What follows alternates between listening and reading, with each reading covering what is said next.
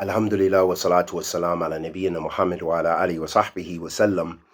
أما بعد أحبتي في الله السلام عليكم ورحمة الله وبركاته حياكم الله أسأل الله كريم رب العرش العظيم أن يتولنا في الدنيا والآخرة. May Allah subhanahu wa ta'ala forgive us all and protect us all, preserve us all, guide us all. أحبتي في الله, a question was asked about the Hadeeth of Rasulullah sallallahu alayhi wa sallam. The Hadeeth, souls are like the recruited troops, as one of the English renderings of the Hadeeth. And it's a Hadeeth you'll find in Bukhari and Muslim. And this is from the Ruwaya, or one of the narrations in Sahih al-Bukhari. And it is in the chapter, Bab al-Arwa Junud Mujannada. So it's in the chapter, the souls are like the recruited troops. So the scholars actually speak quite extensively about this hadith and have some different interpretations about the meaning, and some with a lot of the interpretations actually talking about the ghaib, the unseen world, related to people being created differently, and the various shuruhat, or various explanations that they mention. But for the most simple explanation, or one of the explanations of the scholars, in which we can benefit, and which is in accordance with the apparent meaning of hadith. And the hadith is قال الليث عن يحيى بن سعيد عن عمرة عن عائشة رضي الله تعالى عنها قالت سمعت نبي صلى الله عليه وسلم يقول الأرواح جنود مجندة فما تعرف منها ائتلف وما تناكر منها اختلف. وقال يحيى ابن أيوب حدثني يحيى ibn Sa'id بهذا.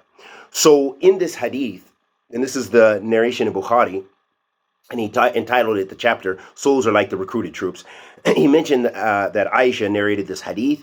I heard the Prophet ﷺ say, souls are like the recruited troops. Those are like qualities. Those who have are like qualities are inclined to each other, and those who have dissimilar qualities differ. And so we see in the apparent meaning of the hadith, as is mentioned here by in some of the statement of Imam An-Nawawi, he mentions, and also Imam Al-Khattabi, in his explanation of this hadith, he mentions at the end of his statement, he says, فَإِذَا تَلَقَّتْ الْأَجْسَادِ فِي الدُّنْيَا اتَّلَفَتْ وَاخْتَلَفَتْ بِحَسَبْ مَا خَلَقْتُ عَلَيْهِ. So that when the soul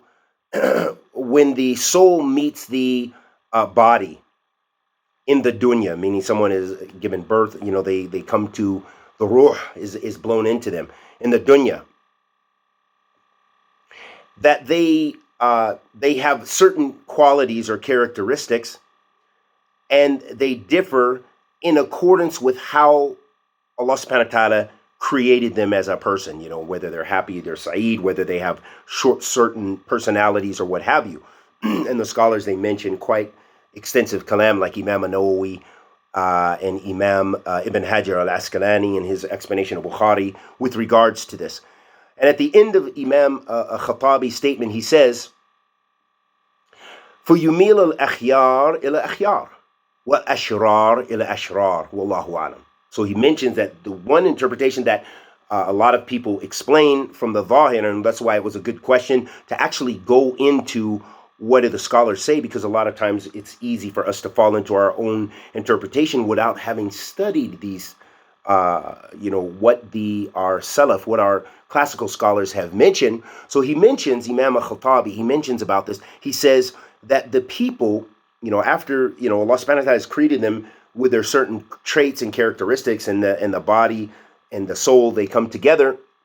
He says that the people, the ones who are very good, that they incline to those that are very good. So similar to similar, as the Prophet ﷺ mentioned. And those that are evil, you know, and have that evil inclination, they incline towards the ashrar, to the evil ones. And then he says, Wallahu alam, and Allah knows best. And we ask Allah subhanahu wa ta'ala, the Almighty, to accept our good and forgive our evil. Sallallahu alaihi wa sallam ala nabiyyina Muhammad.